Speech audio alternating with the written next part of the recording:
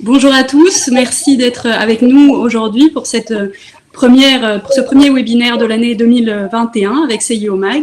Alors nous sommes heureux aujourd'hui d'accueillir d'éminents invités autour de la question de l'IA, du télétravail et de la cybersécurité. Ce sont donc trois tendances fortes en 2021, spécialement dans ce contexte de pandémie, de coronavirus que traverse le monde entier et l'Afrique, tout comme le reste du monde. Nous avons donc, comme je disais, d'éminents invités avec nous, mais je vais laisser notre modératrice faire les présentations. Donc, c'est notre modératrice. J'accueille Amal Segrouchni pour modérer ce panel. Et puis, Monsieur Diallo viendra prendre la parole. Nous l'attendons tous. Il a eu quelques soucis techniques, mais il nous rejoindra dès que possible. Amal, je vous laisse vous présenter, puis présenter nos panélistes. Et encore une fois, bienvenue à tous et merci. Merci beaucoup Camille, bonjour tout le monde.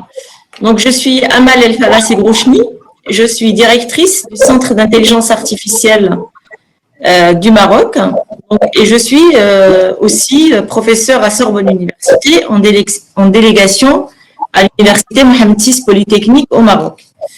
Voilà, donc j'ai l'immense plaisir de présenter ce panel assez, je dirais, exceptionnel aujourd'hui. Avec d'éminents invités et que j'aurai le plaisir de vous présenter au fur et à mesure que je leur donne la parole. Mais je vais commencer quand même par les présenter de façon très succincte. Donc aujourd'hui, nous avons Aminata Ndiaye, qui est SVP Marketing Digital et Customer Experience à Orange Middle East and Africa. Nous avons également Alpha Bari, qui est CEO d'Atos Afrique. Monsieur Aboussé Akoué, directeur de la transformation digitale de l'UE-MOA, et Monsieur Eric Adja, président d'Afria, qui est l'agence francophone de l'intelligence artificielle. Et enfin, Monsieur Serge Adjouvi, qui est le DG de l'agence du développement numérique du Bénin. Aujourd'hui, nous allons aborder trois sujets qui sont fortement corrélés. Ce sont l'intelligence artificielle, la cybersécurité et le télétravail. Le point commun à toutes ces tendances fortes pour 2021, c'est d'abord un engouement sans précédent vers ces technologies, des investissements colossaux au niveau des États, et puis un fort impact sociétal, aussi bien sur les plans des individus que les plans collectifs. Donc nous aurons le plaisir d'aborder ces trois sujets avec nos invités. Et pour commencer, je vais donner la parole à mes deux spécialistes de l'intelligence artificielle. Donc, on va commencer par la thématique intelligence artificielle avec Madame Aminata Ndiaye, qui a plus de 15 ans d'expérience dans le marketing, la communication, la banque mobile, la transformation numérique et la gestion dans l'industrie des télécommunications. Madame Ndiaye a débuté sa carrière chez Accenture dans la conduite du changement. En 2006, elle intègre Sonatel pour devenir responsable marketing et communication fixe et haut débit à Dakar. Je vous fais un résumé de sa carrière qui est vraiment passionnante. En 2015, elle se voit confier le défi de redresser la ligne d'activité d'Orange Money avec son poste de Chief Marketing Officer. En 2017, parallèlement à ses fonctions, elle va conduire la transformation numérique de Sonatel, où elle définit la stratégie digitale en étroite collaboration avec la direction informatique. Et en 2018, elle est nommée chez Orange Moyen-Orient et Afrique, où elle dirige la consolidation des équipes marketing, expérience client et transformation digitale. Elle coordonne 19 pays qui représentent 120 millions de clients et 5 milliards d'euros de chiffre d'affaires. Donc, Madame Aminata Ndiaye, je suis ravie de vous accueillir aujourd'hui. Et en votre qualité d'experte en marketing, en digital et en intelligence artificielle, j'aimerais vous poser d'abord une première question. En tant qu'opérateur, comment adressez-vous le sujet de l'intelligence artificielle? Quel lien vous faites entre télétravail, cybersécurité et intelligence artificielle? À vous la parole. Bonjour. Merci, bonjour à tous. Donc, j'espère que vous m'entendez bien. Donc, ravi tout d'abord, je salue donc à la fois l'audience et mes co-panélistes. Donc, ravi de pouvoir intervenir sur un sujet aussi intéressant, effectivement, d'actualité aujourd'hui avec vous. Donc, ce que je dirais peut-être sur la première question, c'est que déjà en préambule, le formidable accroissement du volume des données qui sont produites au niveau mondial, et c'est une tendance qui va crescendo, couplée avec le développement accéléré de la capacité à les exploiter via notamment l'intelligence artificielle, effectivement, ça ouvre, je pense que vous le disiez un petit peu dans l'introduction, des nouvelles perspectives, à la fois pour chaque individu, mais aussi à l'échelle des sociétés dans leur ensemble, et bien sûr au bénéfice des économies. Donc, chez Orange, nous, ce que nous voulons, c'est que l'utilisation en tant qu'opérateur des données soit responsable, utile, donc qui apporte source de bénéfices au plus grand nombre, et c'est pour cela que nous agissons. Donc, mettre l'intelligence artificielle et les données au service de l'entreprise et de ses clients, c'est l'une des ambitions de notre plan stratégique qui s'appelle Engagement 25. Donc, c'est quelque chose qui est vraiment un des piliers centraux. Et peut-être pour résumer, je dirais qu'autour de ça, de cette ambition, il y a trois enjeux. Donc, je vais résumer peut-être. Donc, je vais vous citer ces trois enjeux et je vais essayer aussi de vous donner quelques exemples concrets pour que ça soit voilà, plus tangible.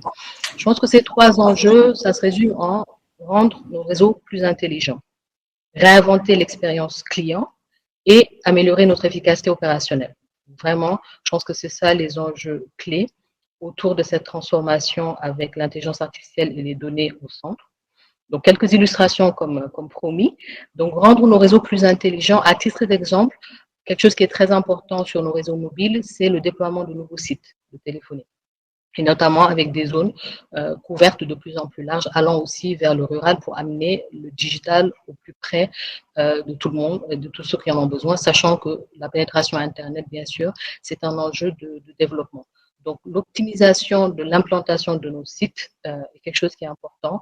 Et aujourd'hui, on a des solutions qui combinent Big Data et Machine Learning et ça permet quelque part d'amener le réseau là où il est le plus utile. Et c'est des processus de décision qui sont importants. À titre d'exemple, en zone Afrique et Moyen-Orient, on investit chaque année 1 milliard d'euros dans la connectivité. Et donc, c'est dire aussi que cette chaîne de prise de décision, elle est très importante. Et trouver finalement les sites optimums pour amener le réseau, c'est quelque chose aussi qui est un gage d'améliorer la couverture et d'inclusion digitale. Un deuxième enjeu, comme je le disais, c'est réinventer l'expérience client, puisque bien sûr, toute cette transformation, elle est au service aussi de faciliter les choses, les rendre plus simples pour toutes les personnes qui utilisent nos services. Un exemple, c'est par exemple la mise en place d'agents conversationnels, donc, communément appelés, donc on est plus dans l'anglicisme chatbot. Donc ces chatbots-là qui sont basés sur l'intelligence artificielle, ils permettent de faciliter, d'accélérer le traitement des requêtes de nos clients. Et donc de rendre disponible aussi ce traitement-là 24 heures sur 24, 7 jours sur 7. Donc, bien sûr, quand on parle d'agent conversationnel de chatbot, on a tendance à penser à des chatbots qui sont en français, en anglais. Et bien sûr, c'est le cas parce que, par exemple, chez Orange Bank, plus de 80% des cas d'assistance sont traités via des chatbots, donc Jingo. Et ça, quand je me rapproche un peu justement de la zone Afrique et Moyen-Orient, on a aussi des initiatives pour faire des chatbots dans les langues locales. Et ça, c'est un enjeu qui est important quand on pense voilà, que dans ces géographies, il y a déjà beaucoup de taux d'analphabétisme. Et quelque part, apporter des agents conversationnels, c'est bien, mais le faire aussi dans les langues que comprennent le plus grand nombre, c'est quelque chose qui est important. Et on vient d'ailleurs de présenter un projet de chatbot en Wolof, qui est une langue du Sénégal, très récemment dans le salon de la recherche d'Orange. Enfin, peut-être un exemple sur la troisième dimension qui est l'amélioration de notre efficacité opérationnelle. Là encore, je pense que ces illustrations elles sont plus finalement parlantes que beaucoup de discours. Un cas pratique pour un opérateur comme nous, c'est le contrôle des dossiers clients quand quelqu'un souscrit à une offre mobile. Donc ça aussi, on a donc ces obligations donc sur le plan réglementaire et bien sûr donc on vérifie ce qu'on appelle les KYC, donc les données clients au moment de la souscription. C'est des actions donc très très répétitives qui dans certains de nos pays se chiffrent en plus de 10 000 dossiers par exemple à vérifier chaque jour. Donc ces traitements-là, traditionnellement, c'est dans des back-office que ça se fait et où chaque dossier prend quelques minutes de vérification. C'est extrêmement répétitif. Et ce qu'on peut dire, par exemple, là, c'est qu'on a des solutions qui sont basées sur des mécanismes de RPA et d'intelligence artificielle. Bon, RPA pour Robotic Process Automation, combiné donc à l'intelligence artificielle qui permettent quelque part de faire ces traitements-là de façon beaucoup plus rapide, juste en quelques secondes. et de s'affranchir quasiment de toute forme d'intervention humaine, sauf finalement pour, en dehors des quelques cas sur lesquels justement après passage de la routine, on détecte des non-conformités et c'est là justement finalement que l'intervention se fait pour venir revérifier et éventuellement faire des compléments. Donc ces mécanismes-là, quelque part, ils mettent l'intelligence artificielle au service de l'humain. Parce que finalement, ça permet aussi que les gens puissent aller sur des activités avec de plus grande valeur ajoutée et s'affranchir de ces tâches, comme on dit, assez répétitives et rébarbatives, surtout quand on pense au volume important de dossiers à traiter. Donc là, voilà, j'ai donné, je pense, à travers ça, quelques exemples sur ces trois dimensions de rendre nos réseaux plus intelligents, réinventer l'expérience client, améliorer notre efficacité opérationnelle. Peut-être pour un dernier mot, on va dire, autour de quelques enjeux sur la manière dont maintenant on actionne un peu l'avancée sur ces différentes transformations au sein de la zone Orange Middle East and Africa. Donc, on a constitué un programme de transformation digitale et data donc, depuis 2019 et voilà, dont le nom de code est DQ pour Digital and Data Driven. Et on adresse à travers ça donc un volet digital, bien sûr, pour rendre quelque part tous nos services et nos interfaces plus simples, conviviales et rendre finalement nos clients autonomes et qu'ils aient accès à toute forme d'accompagnement 24 sur 24, 7 jours sur 7, tout en arrivant, s'ils le souhaitent bien sûr, à parler à un conseiller, puisque chez nous, le digital s'entend toujours couplé à l'humain. Et dans ce programme, on a aussi un volet donc, autour du traitement de la donnée, donc de la data, qui met la data au cœur de nos processus de décision. Et quelque part, si je devais voilà, le dire simplement, dans cette transformation data, l'enjeu quelque part, c'est d'améliorer l'inclusion digitale, puisque ça, c'est un peu l'objet quelque part et notre mission importante. Et sur le continent, en plus, on a, je pense, tous en tête le chiffre important d'1 milliard de personnes en Afrique et Moyen-Orient qui n'ont pas encore accès à l'Internet. Et derrière ce chiffre-là, quelque part, on comprend mieux un peu cette mission d'inclusion digitale. Et on va définir des cas d'usage qui donc, se basent sur la gestion de la donnée pour faire avancer 3 leviers qui sont finalement les 3 leviers importants pour améliorer l'inclusion digitale. Donc, ce sont donc la connectivité, l'accessibilité et les compétences. Donc, voilà, tous les cas d'usage, use case, si on veut, qu'on va développer, sont autour de ces différents sujets et essayer d'apporter des réponses innovantes, plus intelligentes pour adresser donc, des problématiques qui font avancer à la fin l'inclusion digitale. Et si je peux me permettre, j'espère n'avoir pas été trop longue, peut-être un tout dernier point, peut-être une illustration sur cette partie compétences. Je pense qu'aussi on parle d'un sujet, comme vous disiez, qui est un sujet d'actualité sur lequel on se pose la question de l'avancée des différentes géographies les unes par rapport aux autres.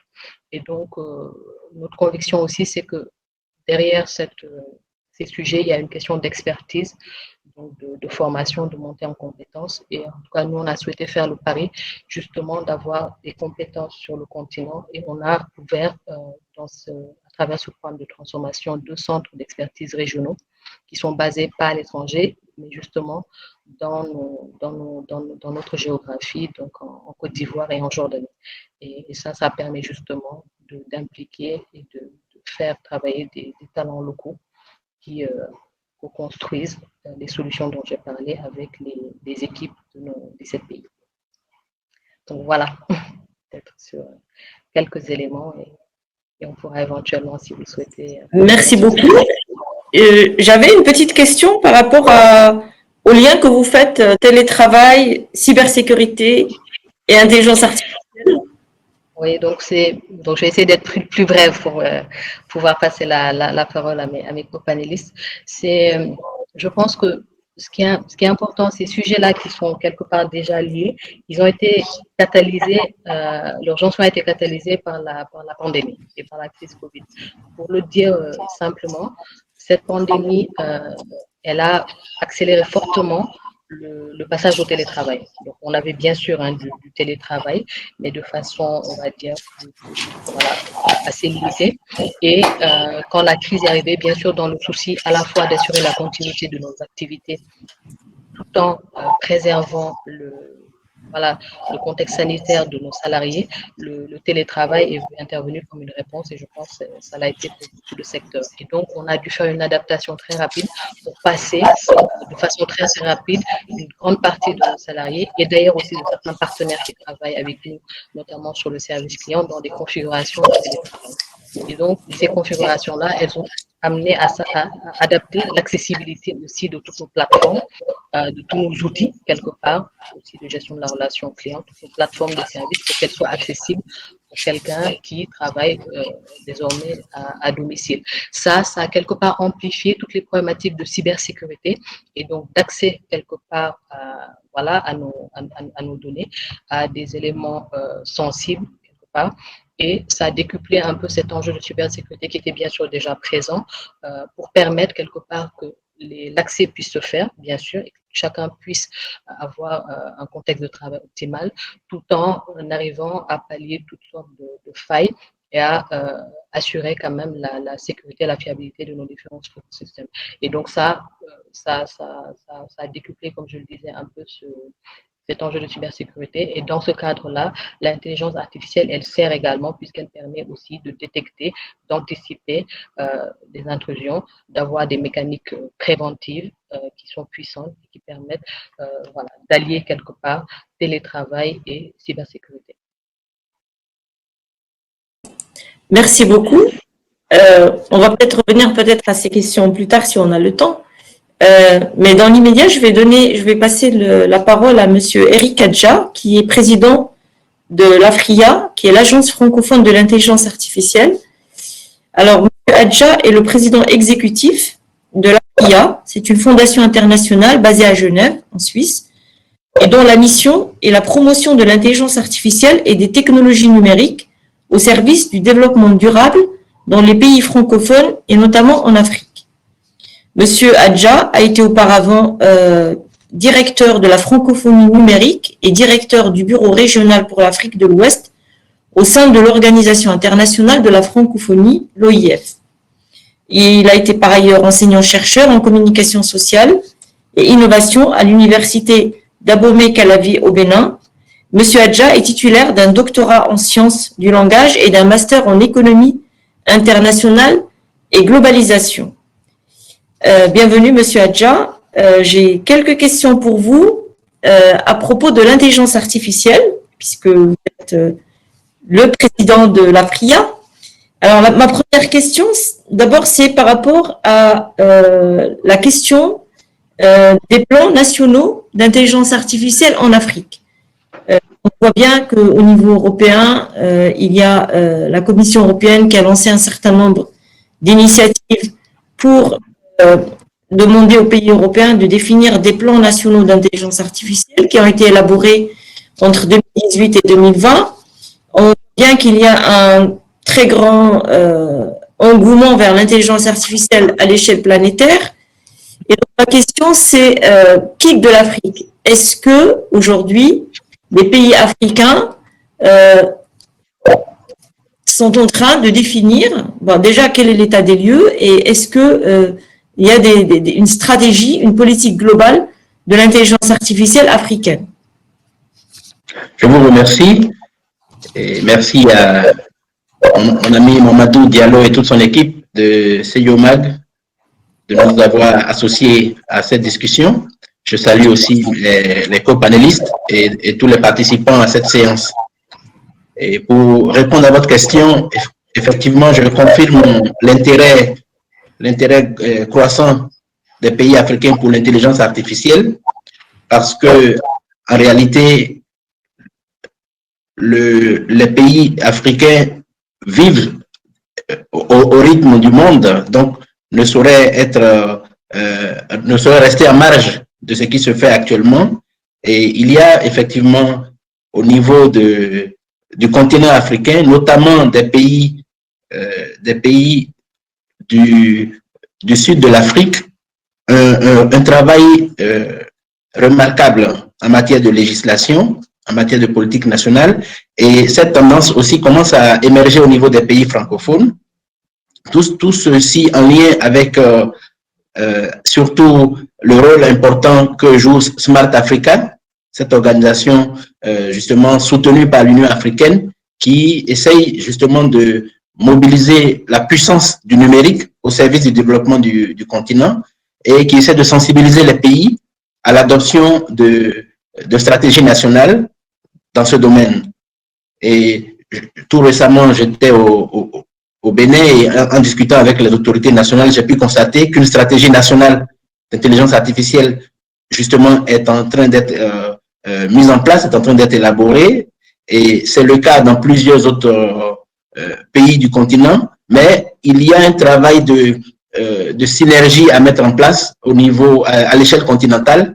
Et justement, à travers un certain nombre de formations pour sensibiliser non seulement les populations, mais surtout les décideurs, sensibiliser ceux qui font les lois, les députés, parce que là, il y a déjà un travail qui est fait surtout au niveau de la protection des données personnelles, au niveau justement des différentes lois pour le respect de la vie privée, mais en matière d'intelligence artificielle, il y a encore du travail à faire pour justement légiférer et enrichir l'arsenal juridique et réglementaire en la matière.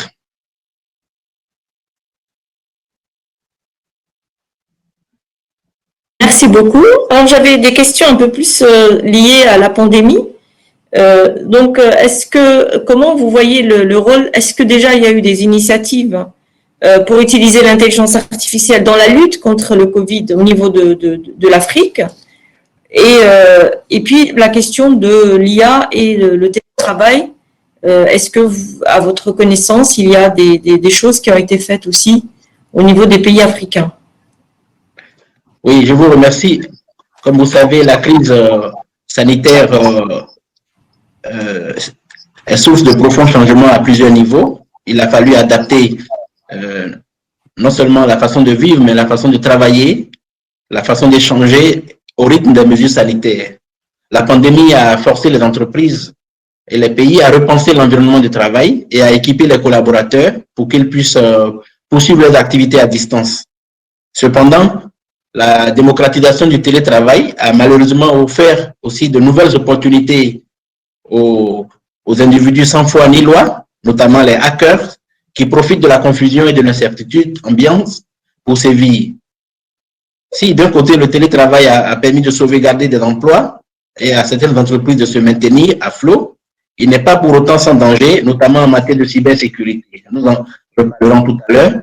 Mais justement, dans le cadre des récents incidents de sécurité liés au lancement du vaccin contre la COVID-19, nous avons vu comment les hackers, justement, ont essayé de mettre en œuvre des stratégies d'escroquerie sans état d'âme et n'hésitant pas à s'attaquer directement à la santé publique.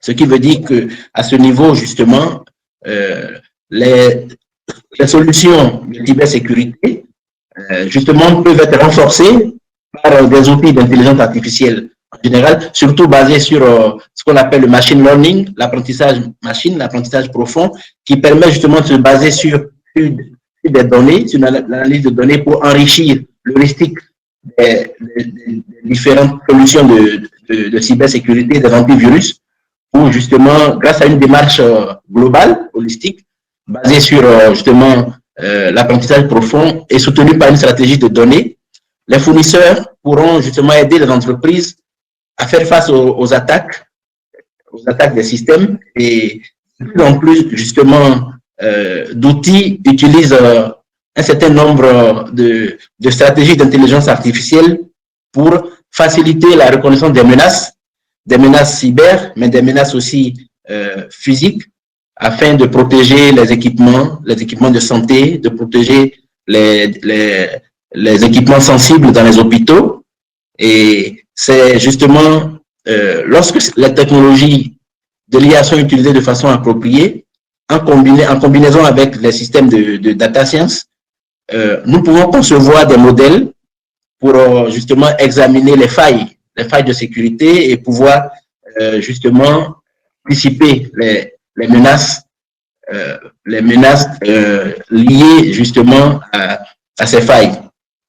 Je pourrais donner justement un exemple récent avec, avec la FIA en lien avec l'Association mondiale des GSMA, a pu, en appui avec a pu apporter un appui au ministère de la Santé du Bénin dans le cadre de renforcement des capacités pour justement établir des tableaux de bord sur la base de données anonymisées, de données mobiles, pour voir comment justement on peut modéliser les déplacements des populations pour anticiper un certain nombre de stratégies en matière de réponse face à la pandémie. C'est le cas aussi dans d'autres pays comme le Congo RDC, qui a pu bénéficier justement du soutien de GSMA pour modéliser le déplacement des populations et orienter au mieux un certain nombre d'interventions et anticiper les enjeux liés, par exemple, à la vaccination. Et parce que, justement, le traitement des données permet de disposer d'un certain nombre d'outils pour, justement, intervenir efficacement. Alors, contrairement aux croyances populaires, l'intelligence artificielle ne remplace pas l'intelligence humaine et elle n'a pas vocation à la remplacer. Il s'agit surtout d'automatiser un certain nombre de tâches pour faciliter, en fait, pour permettre aux décideurs de faire une certaine priorisation des problèmes à résoudre et définir des stratégies de conduite du changement adéquat. Vous voyez? Alors, en utilisant l'IA, on peut effectuer des tâches redondantes à faible valeur ajoutée afin de laisser le travail créatif pour justement pour les décideurs.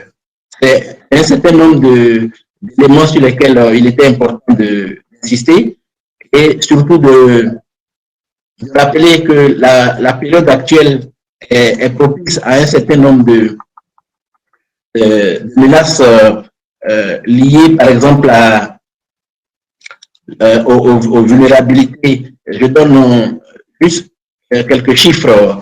Alors, Europol, par exemple, a listé un certain nombre de menaces liées à l'utilisation de l'intelligence artificielle. Actuellement, certains hackers utilisent des applications d'IA pour deviner des mots de passe, pour cloner des voix, pour casser des mots de passe. Et aujourd'hui, il est important de pouvoir justement faire ce lien, et c'est pourquoi je salue cette initiative, de faire le lien entre le télétravail, l'IA et la cybersécurité, parce que, comme vous le savez, le marché des logiciels de cybersécurité va peser plusieurs milliards de dollars, 37 milliards de dollars selon des statistiques, et il est important que les entreprises puissent justement utiliser des solutions d'IA pour pouvoir justement protéger les applications de télétravail et pouvoir protéger surtout les employés et protéger l'actif de leurs entreprises. Merci beaucoup. Si vous le permettez, on va peut-être passer maintenant justement à la question de la cybersécurité qui a été évoquée dans vos deux interventions précédentes. Et je vais passer la parole à Monsieur Alpha Barry, qui est directeur général d'Atos Afrique. Donc, d'abord, bienvenue, Monsieur Barry. Monsieur Barry est né au Sénégal. Il a fait des études en informatique et en gestion en France à Montpellier et Aix-en-Provence. Il a une expérience en cabinet de conseil à Ernst & Young pour des missions d'audit et de conseil en Afrique basées à Dakar. Il a occupé plusieurs postes de direction financière en Afrique, comme le Sénégal, le Cameroun, aux Caraïbes, en Guadeloupe et en Europe, en France et aux Pays-Bas, dont l'informatique et chez Bull. Donc, chez Atos, Monsieur Barry, depuis 2015, et chez Atos depuis 2015, suite à l'acquisition de Bull par Atos, il occupe un poste de direction financière Afrique, Moyen-Orient, Inde et Turquie. Et depuis juillet 2020, il est directeur général d'Atos Afrique.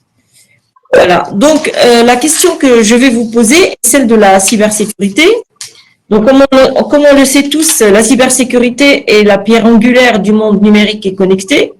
On l'a bien vu que les questions de la cybersécurité dans les interventions précédentes sont devenues encore plus importantes depuis la pandémie et depuis les questions de télétravail massif, etc. Et donc, en Europe, il y a eu le 18 décembre 2020, il y a eu une nouvelle stratégie de cybersécurité européenne qui a proposé un certain nombre de nouvelles règles pour accroître la résilience des entités critiques, physiques et numériques. Et donc, la cybersécurité aujourd'hui est une question majeure un peu partout dans le monde. Il y a des indicateurs qui montrent que, par exemple, en Europe en tout cas, 50% des petites et moyennes entreprises qui subissent des attaques, des cyberattaques, disparaissent après 6 mois de leur attaque. Les grands groupes qui sont attaqués perdent leurs avantages compétitifs dans les 6 à 8 mois qui suivent. Donc, on voit bien que la question de la résilience, c'est quelque chose qui va être très importante et être robuste par rapport à ces attaques est quelque chose de primordial pour l'économie des pays et aussi pour la gouvernance numérique des pays. Et donc, ma question, c'est est-ce que au niveau de l'Afrique, on pourrait imaginer l'équivalent d'un Small Business Act pour Africa? Donc ça, c'est ma première question. Et je vous poserai les autres questions un peu plus tard. Très bien. Écoutez, merci beaucoup de m'avoir invité à ce webinaire. Je suis très honoré et par mon entreprise, nous sommes honorés de toujours participer au webinaire organisé par CIO Mag pour adresser des sujets de digitalisation sur le continent. Vous avez dit des choses intéressantes qui résument, c'est vrai, l'enjeu cybersécurité et l'enjeu que vous avez défini, il est sur toute la planète. Je voudrais, moi, puisque mon sujet c'est l'Afrique, je voudrais peut-être rappeler rapidement quand même quel est le contexte Afrique en termes de cybersécurité, puisque on n'est pas exactement structuré de la même façon que les pays occidentaux ou les pays du Nord. En premier lieu, ce que je rappellerai quand même, c'est qu'en Afrique, l'économie est encore très fortement constituée d'activités, disons, informelles par rapport à ce qu'on peut connaître dans les pays où l'économie est davantage structurée.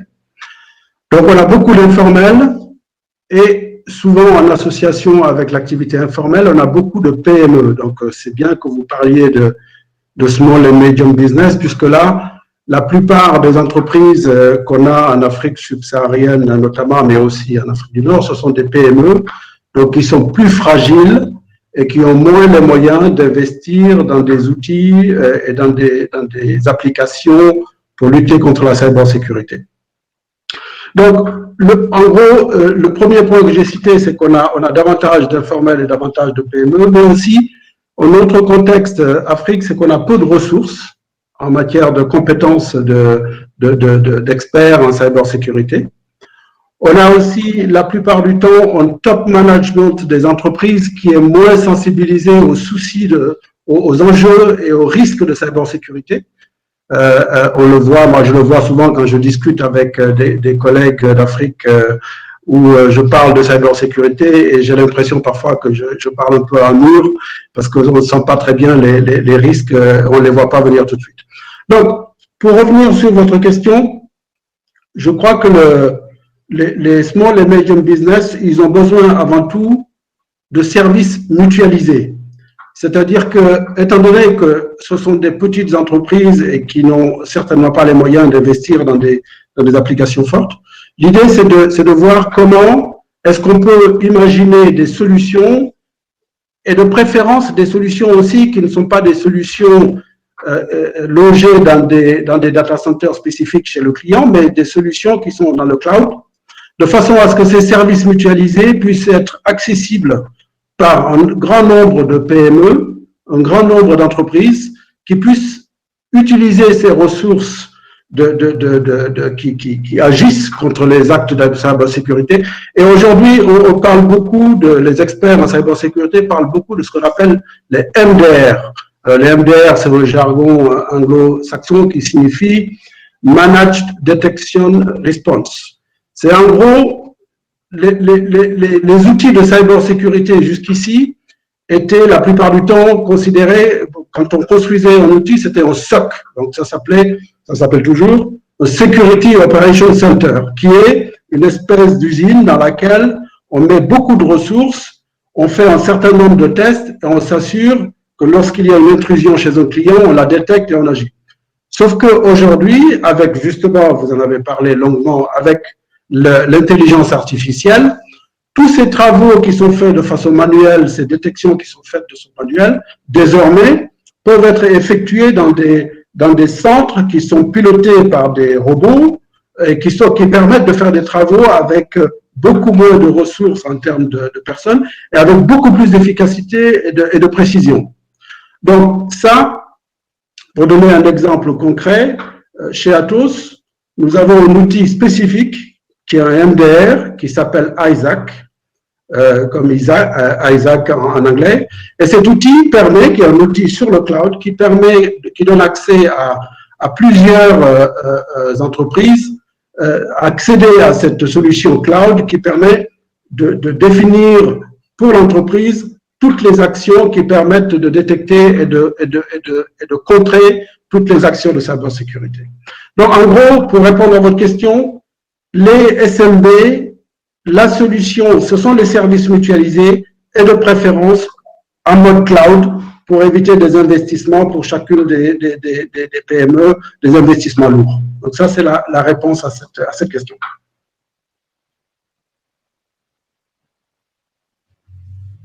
Je crois qu'on ne vous entend pas, madame. Je n'ai pas encore parlé. Alors, le MDR, c'est très intéressant, mais pour beaucoup de gens, ça veut dire mort de rire. C'est exact. Vous avez raison. Je ne vais pas penser à ça. Donc, on s'en souviendra. Donc, en fait, vous avez partiellement répondu à la question spécificité des sujets cybersécurité en Afrique et comment adresser ces problématiques en Afrique. Donc, là, c'est sur la question de la mutualisation. Est-ce que vous imaginez des choses, par exemple, sur la sensibilisation, mais avec disons, une sensibilisation de masse sur les questions de sécurité? Alors, ça, c'est un sujet qui revient sur un niveau, je dirais, plus macro, donc plus en termes de gouvernance. C'est-à-dire que, vous l'avez cité tout à l'heure, ce que l'Union européenne a défini. En France, on a un organisme qui s'appelle l'ANSSI, qui est un organisme qui permet justement de lutter contre les cybersécurités. Je ne sais pas s'il y a un bruit de fond, je ne sais pas si vous l'entendez. Il y a un écho quand je parle, vous m'entendez? Oui? Moi, je vous entends. Très bien. Donc le sujet, c'est plus au sujet au niveau des États, puisque l'organisation de ces services spécifiques, ce sont des organisations qui se font au niveau central.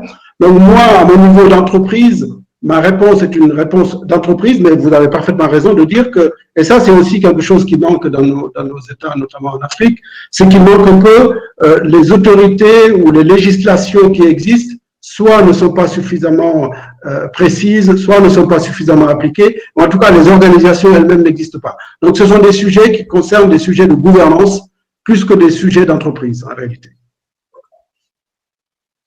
En fait, je pensais au Digital Innovation Hub en Europe, qui permettent en fait de mutualiser non seulement les infrastructures de stockage ou de protection des données, mais aussi qui mettent en place du coaching, de la formation, etc.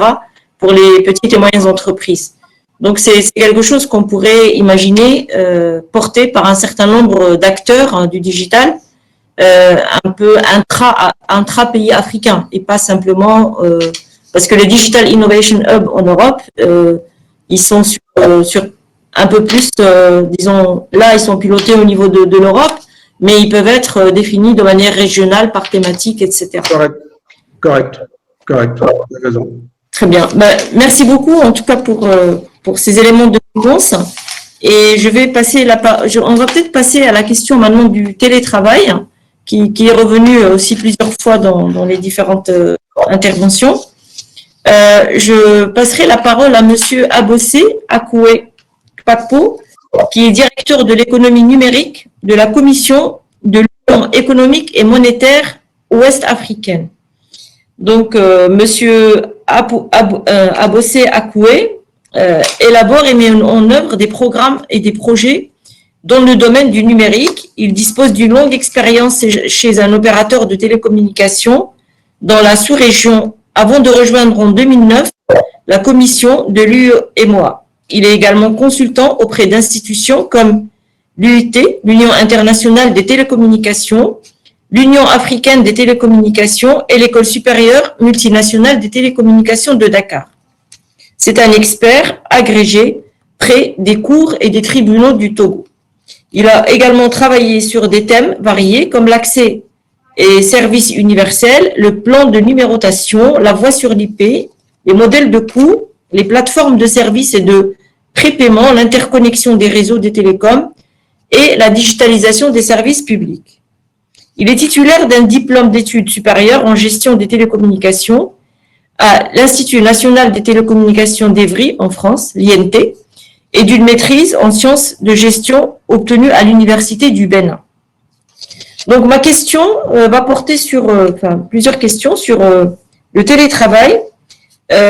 En fait, le télétravail s'est imposé avec acuité depuis le début de la crise, mais il soulève de nombreuses questions d'efficacité, de transformation sociétale et managérielle, et puis des questions de rendement et d'efficacité, comme des questions de sécurité et de protection des données. Donc la question de protection des données aussi qui transitent sur ces plateformes de télétravail reste une question un peu transverse à toutes les applications de télétravail. Donc ma question est la suivante. Pensez-vous,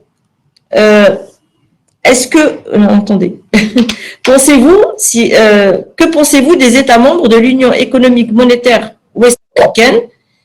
Est-ce que, à votre avis, ils sont prêts, du fait des restrictions liées à la pandémie, de passer en mode télétravail? Ça, c'est ma première question. Et puis, on aura d'autres après.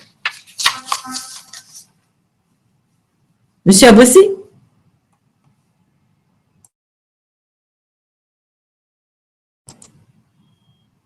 Vous devez activer son micro. Monsieur Abossé, vous devez activer votre micro si vous êtes là.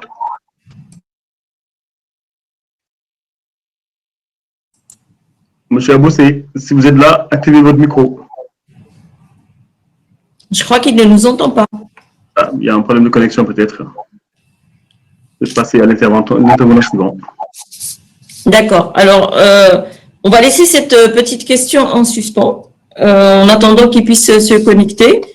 Et puis, donc, je vais passer la parole à Monsieur Serge Laurent Adjouvi. Mais je vais commencer d'abord par lui souhaiter la bienvenue et le présenter. Donc, Monsieur Adjouvi est directeur général de l'Agence pour le développement du numérique et de l'Agence des services et systèmes d'information, présidence de la République du Bénin. Monsieur Adjouvi est chargé de la mise en œuvre de la stratégie nationale du numérique et le développement des usages numériques du Bénin. Il est également le directeur général de l'Agence de systèmes d'information, l'entité nationale en charge. Il y a un écho, désolé. L'entité nationale en charge de la mise en œuvre opérationnelle des programmes et projets entrants dans le cadre des stratégies de développement des services et systèmes d'information numérique sécurisés au Bénin. Monsieur Adjouvi a plus de 30 ans d'expérience dans le secteur des télécoms et des solutions numériques.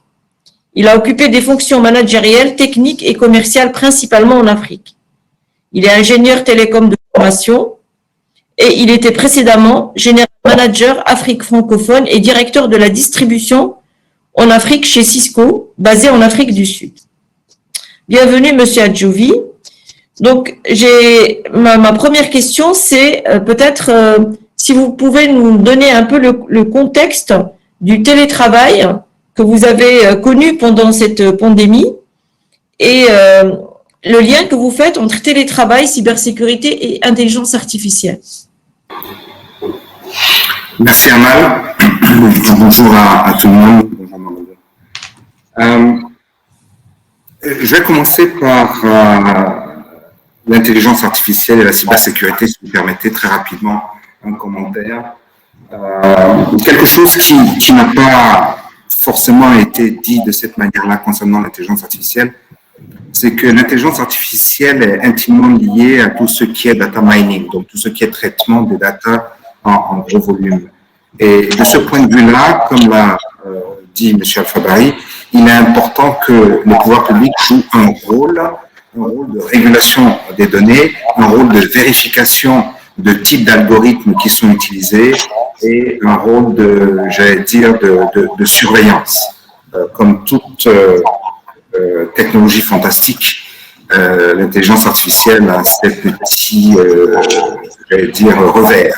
Donc, je crois que le rôle de l'administration, c'est réellement d'encadrer tout ça de manière à donner aux startups, mais aussi aux entreprises bien établies, le cadre nécessaire à travailler sereinement et, ce faisant, la confiance nécessaire au public et aux entreprises qui l'utilisent. Pour ce qui concerne la cybersécurité, je crois qu'il est extrêmement important que l'ensemble des pays en Afrique aient des structures qui permettent de surveiller, qui permettent de réguler et qui permettent de travailler et de coopérer sur la cybersécurité. Nous, ce qu'on a fait comme choix au Bénin, c'est effectivement d'avoir l'équivalent de l'ANSSI, qui travaille à la fois sur la cybersécurité et qui travaille sur la lutte contre la cybercriminalité. On pourrait éventuellement revenir sur la différence entre les deux, mais c'est important. Et c'est important de lier, d'un point de vue des pouvoirs publics, de lier la lutte contre la cybercriminalité et la mise en place de la cybersécurité à travers une stratégie nationale. Cette stratégie nationale nécessite de parler à d'autres structures en charge de notre sécurité. Donc, ce n'est pas juste quelque chose de technique, c'est aussi quelque chose qui concerne la vie de tout le monde. Et je disais récemment à un policier, au gradé, je disais, vous demandez des moyens qui sont des moyens assez classiques de lutte contre le banditisme, mais je pense que plus de 50% de vos problèmes, et pas seulement au Bénin, mais partout dans le monde, seront liés à la cybersécurité ou en tout cas à l'utilisation de l'outil informatique contre la sécurité du pays. Donc c'est important d'avoir ces structures, ces cadres-là. Et on voit qu'ils sont tous les deux de manière extrêmement transversaux, ou transversales, si on parle de technologie. Et donc ça intervient nécessairement au niveau du télétravail qui se généralise en particulier qui se généralise plus vite à cause du Covid-19, mais je crois que le télétravail a vocation à exister et même après le Covid-19 continuera à exister à plus ou moins grande échelle, mais je crois que c'est devenu quelque chose qui va faire partie de notre vie. Alors le télétravail, c'est simple et complexe. Le télétravail, on reste à la maison, on travaille. La complexité vient du fait qu'il y a quand même, je dirais, 3 défis importants. Le premier défi, c'est télétravail, c'est d'abord travail. Et donc, il faut un lieu pour ce travail. Et donc, il faut que les personnes qui télétravaillent s'organisent. Et là, je ne parle même pas de technologie. Il faut qu'ils aient un lieu pour travailler, un lieu qui est calme, un lieu qui a de la connectivité suffisante, un lieu qui permet d'avoir des outils, un lieu qui coûte le moins possible, et ce n'est pas forcément de la maison. Donc je pense que ce point est important parce qu'ensuite il va conditionner les éléments de sécurité de ce qu'on fait en termes d'accessibilité ou d'accès aux données de l'entreprise. Il faut aussi qu'il y ait une très grande discipline parce que le télétravail finalement c'est un nouveau comportement que nous adoptons. Cette discipline porte sur l'utilisation d'outils, d'outils de collaboration bien sûr, d'outils de sécurité, porte sur l'utilisation légitime des outils qui sont mis à notre disposition. Je prends un exemple. Nous avons eu cette expérience de donner beaucoup de connectivité aux étudiants ici au Bénin, justement dans le cadre de la pandémie. Et on s'est aperçu quand même qu'il y avait un certain nombre d'utilisations, pas frauduleuses, mais bon, téléchargement de films, des choses comme ça, qui finalement embêtent tout le monde, parce que, un, c'est illégal, et nous, en tant qu'administration, nous ne pouvons pas le permettre, et deuxièmement, ça pénalise d'autres qui ont besoin de cette bande passante pour travailler correctement. Donc, les éléments de discipline et d'avoir cette attitude pour dire, c'est vrai que je télétravaille, mais il y en a d'autres qui télétravaillent aussi. Et donc, il faut que j'ai cette discipline pour continuer à performer, est quelque chose qui est important. Et le troisième aspect que je citerai, c'est que pour télétravailler, comme pour le travail dans un bureau classique, on a besoin de sérénité, et pour avoir cette sérénité, on a besoin d'avoir confiance dans ces outils, on a besoin de prédictibilité. On a besoin de savoir que quand je décide de travailler à 9 h le matin, à 9 h le matin, j'ai ma connexion Internet qui fonctionne, j'ai mon électricité qui est là, j'ai tout ce qu'il me faut. J'ai mes outils de collaboration, j'ai mon VPN, si on a un VPN, désolé d'être un peu technique ici. Et ça, c'est important. Et j'en parle parce que ça pose le problème des zones qui sont peu ou mal couvertes en termes de connectivité. Parce que c'est bien de développer le télétravail dans les grandes villes, là où elles sont économiquement fournies, et donc il y a de la connectivité de plusieurs opérateurs. Mais que fait-on de ceux qui n'y sont pas? Que fait-on de ceux qui ont de la difficulté à faire du télétravail? On leur impose finalement de continuer à travailler de manière traditionnelle, ce qui est peut-être une bonne chose à partir du moment où c'est assumé, convenu, et que ça ne les défavorise pas. Je voudrais aborder un point sur le télétravail qui concerne l'éducation. Alors l'éducation, le télétravail, parce qu'on parle beaucoup de télétravail en situation de travail, mais je pense qu'on pourrait tout à fait en parler aussi en situation d'éducation, parce que les enseignants qui font du télétravail mettent leurs cours en ligne, font des cours en ligne, et encore une fois, un des éléments, si je reprends les quelques éléments que j'ai cités plus haut, de comportement, on assiste à cette évolution que l'enseignant, il a besoin de pouvoir scénariser son cours.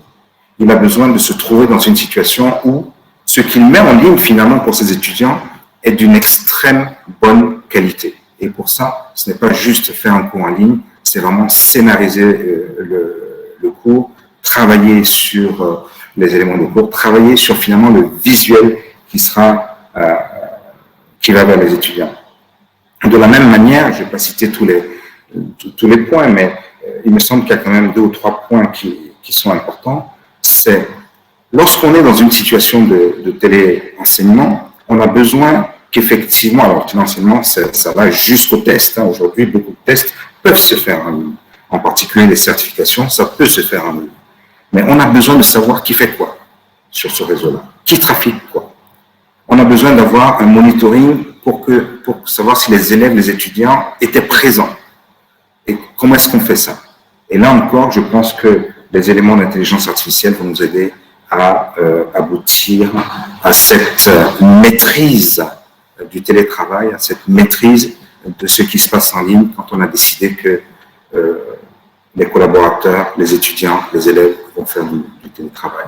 Donc le télétravail, je pense, en tout cas pour nous au Bénin tel qu'on le voit, après avoir mis pas mal de gens en télétravail ces 12 derniers mois, on le voit comme un processus, un programme qui va durer, qui a besoin de s'améliorer et qui a besoin de s'améliorer pas seulement en matière de la technologie disponible, des plateformes disponibles, mais qui a besoin de s'améliorer en termes du comportement des personnes et en termes de, finalement, notre comportement à tous.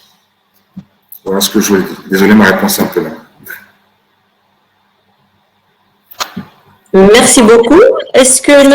Abossi est revenu? Monsieur Abossi est revenu, des problèmes techniques que j'ai eus, mon ordinateur a redémarré, et donc à un moment donné, je ne pouvais pas activer le micro et la réponse est d'avoir plus de place. Est-ce que vous avez entendu mes questions ou vous voulez que Oui, j'ai entendu et j'ai entendu les réponses de M. Adjoli et qui me vont tout droit au cœur. Et par rapport à certaines choses, un petit commentaire par rapport à l'intelligence artificielle. Première chose, l'intelligence artificielle est basée sur des données. Or, nous ne produisons pas de données. Très clairement, il faut le dire. Et donc, il faudrait que nous apprenions à produire des données. Donc, à la commission de l'UEMOA, nous sommes en train de préparer des tests pour obliger l'administration publique à produire les données, ou bien les données qui existent, à le transformer au niveau électronique et à le mettre à la disposition des entreprises, ce que nous appelons les fournisseurs de services numériques, pour qu'ils exploitent les données et fournissent des informations. Je vous donne un exemple très simple. Il y a beaucoup sur la maladie, comme vous le dites, il y a beaucoup de choses qui circulent. Un exemple très simple, on dit que bon, si vous êtes de tel groupe sanguin, vous êtes plus résistant à la maladie ou pas. Tout simplement, au jour d'aujourd'hui, si nous prenons les données des gens qui sont positifs et qu'on anonymise ces données-là, une entreprise, un fournisseur de services numériques peut collecter ces données-là et voir ceux qui sont positifs sont de quel type de groupe sanguin, ainsi de suite. Donc, il faudrait que nous apprenions réellement à fournir des données, que ce soit une obligation pour les administrations publiques. Ça, c'est extrêmement important. Deuxième chose que je voudrais faire, c'est qu'il faudrait que nous voyons vraiment la formation dans ce domaine-là. Je voudrais faire des suggestions. Par exemple, on aurait pu commencer à créer un baccalauréat que nous appelons numérique et qui, dès la classe du BEPC 3e, ils ne font que de la mathématique, de l'informatique et de l'anglais.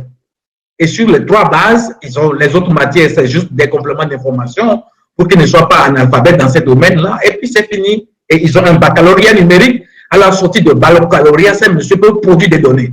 Sans produire de données, en des rudiments d'intelligence artificielle, il peut continuer au niveau licence, master et faire une thèse. Donc, par rapport à ça, et maintenant, au jour d'aujourd'hui, la maladie montre qu'aujourd'hui, nous avons besoin de produire des données, ainsi de suite. Pour revenir au télétravail, M. Adjovi a évoqué un certain nombre de choses en disant que ben, vous travaillez, mais le télé là pose problème. Madame, au jour d'aujourd'hui, deux problèmes. Pour télétravailler, il faut avoir une connexion Internet de très bonne qualité et qui soit abordable. Nous avons réalisé une petite étude au sein de la commission, au sein de l'UEMOA d'ailleurs. Cette étude-là, je l'avais faite, je l'ai actualisé un peu les données. Mais le coût d'accès à Internet permanent représente jusqu'à 60% du SMIC. Mon frère Adjovi, vous convenez avec moi que nous avons mis en marge de cette évolution un certain nombre de gens. Nous ne sommes pas totalement prêts. Alors, pour les sociétés, comme l'a dit M. Adjovi, les sociétés peuvent s'adapter très rapidement, les entreprises privées, je veux dire, peuvent s'adapter très vite et très rapidement au télétravail, mettre les conditions, augmenter les débits. Mais je suis désolé, j'ai fait une étude dans les 8 États membres où j'ai vu des ministères qui ne disposent même pas d'une connexion Internet. Et comment ils télétravaillent? L'outil informatique est inexistant. Donc, si nous mettons tout cela bout à bout, je pense que nous avons quelques difficultés à rentrer. Je pense que la pandémie, normalement, devait tirer la sonnette d'alarme pour nous, pour dire que nous ne sommes pas préparés et que nous devons travailler à cela.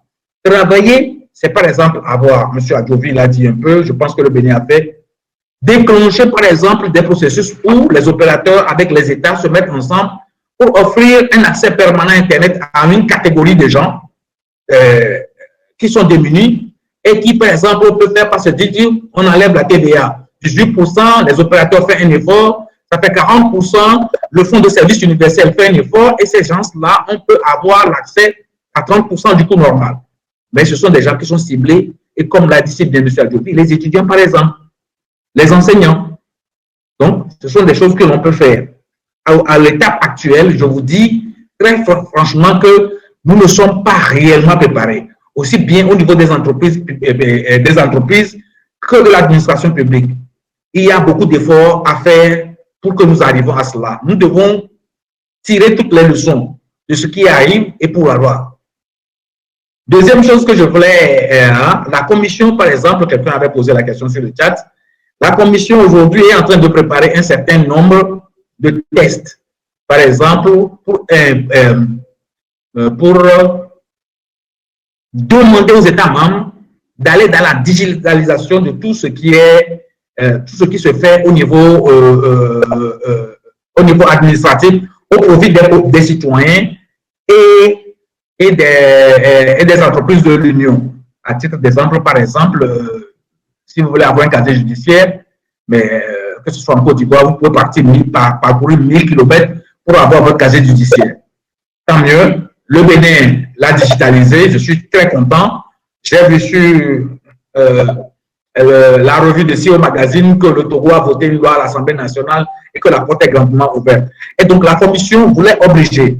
Et sur ce point, nous allons prendre un texte qui oblige les États à digitaliser toutes les activités en direction, toutes les procédures, tous les actes en direction des citoyens et des entreprises privées. Ça, c'est le premier point. Le deuxième point, le citoyen ou l'entreprise peut payer de manière électronique. Au jour d'aujourd'hui, cela ne pose plus de problème du tout. Vous pouvez payer par votre carte bancaire, vous pouvez payer par virement bancaire, vous pouvez par la monnaie mobile. Troisième chose, le citoyen ne peut se déplacer qu'une seule fois pour éviter toutes les tracasseries de l'administration. Et vous ne vous déplacerez qu'à des conditions bien précises. On veut prendre votre photo, on veut que vous signez, on veut prendre votre empreinte digitale. Et puis la dernière chose, le citoyen peut demander à ce que l'on livre l'acte là où il veut. Aujourd'hui, il ne se pose plus de problème. Avec Google Maps, on peut gérer ces activités-là. Donc voilà un peu ce qui se fait. Par rapport à la cybersécurité, comme vous l'avez dit, c'est extrêmement important parce que plus on se connecte, plus les risques sont élevés. Et au jour d'aujourd'hui, nous n'avons pas une discipline en matière d'utilisation de notre outil informatique.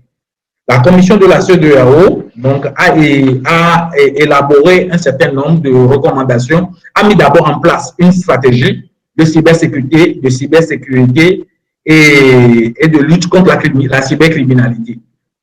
Donc, qui comprend 3 axes stratégiques. Alors, le premier axe stratégique, c'est formuler dans chaque État membre une politique nationale et une stratégie de lutte contre la cybercriminalité. Et donc, le deuxième acte, renforcer la cybersécurité avec un cyberespace sûr et sécurisé. Et puis, le troisième, réduire la cybercriminalité dans un environnement adapté et la capacité à traduire les délinquants dans la justice. Comme l'a dit c'est quelqu'un, sur ce point, sur le troisième point, il y a tout ce qui est sensibilisation au niveau des citoyens et surtout tout ce qui est législatif et réglementaire. Il est tout à fait normal que tout ce qui se passe dans la vie réelle, que je qualifie de physique et qui est sanctionné, doit être également sanctionné sur le plan virtuel, sur le plan électronique. Un exemple très simple. Si vous attaquez une banque, quand on vous attrape, vous allez en prison. De la même manière que vous attaquez quelqu'un ou bien vous attaquez une banque et pour voler des données, de la même manière, vous êtes traduit en prison. Donc, voilà un peu les réponses que je peux vous apporter, mais Amal, et merci beaucoup. Toutes mes excuses pour ce désagrément qu'il y a eu. Merci beaucoup. Non, il n'y a pas de désagrément. On a juste interverti les interventions, ce qui n'est pas forcément... Ça n'a pas été gênant. Merci beaucoup pour tous ces éléments et puis pour ces réponses qui sont un peu franches, on va dire, et peut-être un peu à contre-courant. Donc, en fait, moi, si vous le permettez, je veux revenir sur des questions qui sont qu'on a vu passer dans le chat et parmi lesquelles il y a une question qui revient tout le temps. C'est en fait les cadres légaux de la cybersécurité et la coopération entre les États. Est-ce que c'est une des premières questions, je vais vous laisser le temps d'y réfléchir. Et la deuxième question, elle est peut-être un peu plus, enfin une série de questions qui s'adressent peut-être plus à l'AFRIA sur la formation de l'intelligence artificielle. Est-ce qu'il y a des initiatives un peu plus précises sur l'intelligence artificielle, etc. Donc on va peut-être parler de celui qui veut répondre dans l'ordre que vous voulez à la question de la possibilité de mettre en place des cadres de coopération aux pays africains, peut-être soutenus par un certain nombre d'organisations intergouvernementales. Et puis, donc, par rapport à la cybersécurité et la coopération sur les formations et l'intelligence artificielle. Donc, qui veut prendre la parole en premier? Merci. Merci, Amal. Je vais prendre la parole premièrement. La dernière partie de ma réponse par rapport à l'initiative sur l'OCWAR, donc Organized Crime West African Response on Cyber Security. Donc, c'est un programme qui est développé par la commission de la commission de la CEDEAO pour les 15 États membres de la CEDEAO. Et dans ça, comme je l'ai bien dit, il y a d'abord une politique régionale de protection des infrastructures critiques, un certain nombre de choses qu'on doit faire. Une information critique, par exemple, c'est par exemple, bon, un câble sous-marin est une information critique, est une infrastructure critique parce que quand il y a un problème sur un câble sous-marin, non seulement le pays est affecté et tout le pays qui transite par là est affecté. Donc, il y a un certain nombre de recommandations qui sont faites au niveau des États membres. Et comme je le disais également aussi, la CEDEAO a mis en place une stratégie régionale de cybersécurité et de lutte contre la cybercriminalité de la CEDEAO. Évidemment, toutes mes excuses, les 15 pays de la CEDEAO ont intégré la Mauritanie. Et donc, c'est pour les 15 pays et la Mauritanie. Et donc, comme je l'avais dit, je le répète, il y a trois niveaux de stratégie, dans 3 niveaux d'objectifs stratégiques. Le premier, c'est que dans chaque État membre, on formule, par exemple, une stratégie nationale de cybersécurité. Deuxième chose, stratégique, renforcer la sécurité avec un cyberespace sur la sécurité. En ce moment, on demande à chaque État membre d'établir une autorité nationale de cybersécurité, de créer ainsi ce qu'on appelle le Computer System Response, ainsi de suite, et mettre en œuvre une approche des risques au niveau des armes. En fait, la troisième partie, c'est adopter des dispositions pénales et des procédures et mettre en place un mécanisme de lutte contre les cyberattaques. Donc, voilà un peu ce qu'il y a. Au niveau de l'Union africaine aussi, il y a une initiative et je pense que c'est à partir de cette initiative que découlent un peu les dispositions qui sont prises par la commission de l'UEMOA. Si les gens m'envoient m'envoient le mail, je peux leur transmettre les documents relatifs à la stratégie et à la politique de protection des équipements critiques. Donc, voilà un peu ce que je peux apporter. Merci beaucoup. Est-ce qu'il y a d'autres éléments de réponse, peut-être? Je vais intervenir, si possible, Amal. Oui. Serge Joly. Merci. Donc, je suis assez d'accord avec mon collègue et compatriote de l'UMOA, de la CEDEAO, pardon. Il y a effectivement un certain nombre de cases qu'il faut cocher. Il les a citées, hein, la structure, les accords de coopération, hein, que ce soit la Convention de Malabo ou la Convention de Budapest, qui est important. Il y a naturellement les fonctions ou la structure qui permet de détecter les attaques, les cyberattaques et surtout d'assister sur l'administration publique, sur les sociétés privées et en particulier les OIV, les organismes d'importance vitale. Et il y a naturellement tout ça, il faut le mettre dans le cadre d'une stratégie nationale, comme je disais tout à l'heure. Au niveau du Bénin, c'est vraiment ce que nous avons fait. Nous avons aujourd'hui la totalité du package et ça monte en puissance. Ce qui est aussi important, parce qu'on ne peut pas en matière de cybersécurité se contenter de travailler au niveau national ou au niveau continental africain ou sous-régional, il est extrêmement important d'avoir les leviers qui permettent de travailler et de travailler vite, parce que le numérique, ça veut dire ça aussi, ça veut dire ça va très vite, de travailler vite avec les autres pays dans le monde entier. Et c'est pour ça que les traités internationaux de ce côté-là sont absolument critiques. Et je crois qu'il faut trouver des mécanismes, effectivement, de coopération en Afrique qui soient probablement plus léchés, plus fluides que ce qu'il y a aujourd'hui. Mais ça pose le problème d'une manière générale de la coopération que nous voulons faire entre les différents pays africains. Est-ce qu'on commence au niveau continental? Ça, c'est l'Union africaine. C'est peut-être aussi des initiatives comme Smart Africa, ça a été dit. Ou alors, est-ce qu'on commence au niveau de la sous-région et puis après, ce sont les entités qui se parlent, qui fonctionnent. je ne sais pas, j'ai pas de choix particulier, mais ce que je veux dire, c'est que il faut le faire. Il faut le faire vite et il faut le faire avec des moyens. Parce qu'aujourd'hui, effectivement, c'est peu visible. Et quel que soit le pays, même s'il est un peu plus avancé, au niveau du Bénin, je considère qu'on est peut-être un peu plus avancé que d'autres de nos voisins. Mais ce qui est sûr, c'est qu'on a quand même besoin de travailler avec les autres pays. Et par conséquent, il faut que tout le monde arrive rapidement à un niveau où effectivement on est capable d'exister dans le monde de la protection contre la cybercriminalité. Merci. Merci beaucoup. Alors, j'ai d'autres questions qui arrivent sur l'intelligence artificielle, donc je vais peut-être… Excusez-moi, je voudrais juste ajouter une phrase. Oui. Nous avons un collaborateur chez Atos à Dakar qui s'appelle Baïdissi, qui est notre responsable sécurité pour Atos en Afrique, et qui a écrit un livre qui s'appelle « Le Sénégal face au défi de la cybersécurité ». Donc, je veux juste envoyer ce petit message à nos panélistes et à aux personnes qui nous écoutent pour dire qu'il y a un livre qui a été écrit par un de nos collaborateurs qui définit un petit peu, qui propose des solutions pour définir une stratégie face à la cybersécurité pour le Sénégal et qui est applicable, je pense, pour pas mal de nos pays africains. Merci. Merci beaucoup. Donc, je voudrais maintenant poser plus des questions sur la première partie. Donc, si Madame Ndiaye peut répondre à la question de l'intelligence artificielle. Donc, il y a deux questions qui viennent.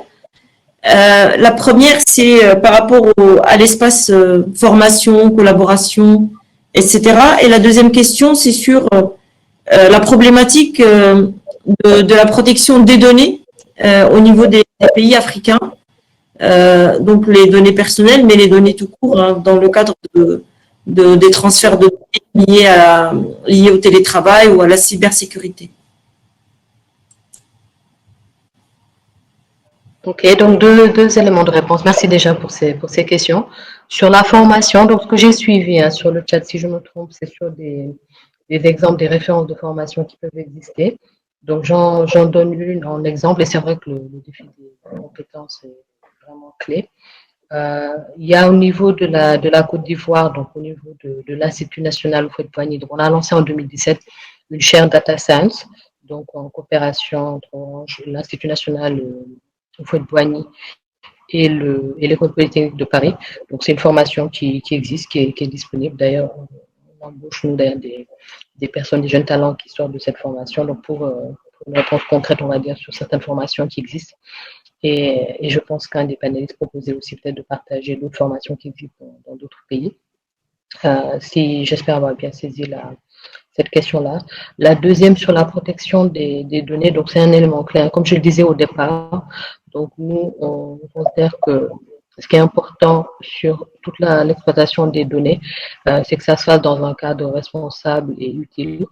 À titre d'exemple, donc on est très soucieux de respecter chaque législation qui est définie dans nos pays de présence et d'une manière générale, d'ailleurs, quand je parlais tout à l'heure de solutions de cas d'usage que l'on développe pour accélérer l'inclusion digitale, ça s'entend en fait que ces données d'ailleurs sont traitées dans les différents pays de présence pour le préciser.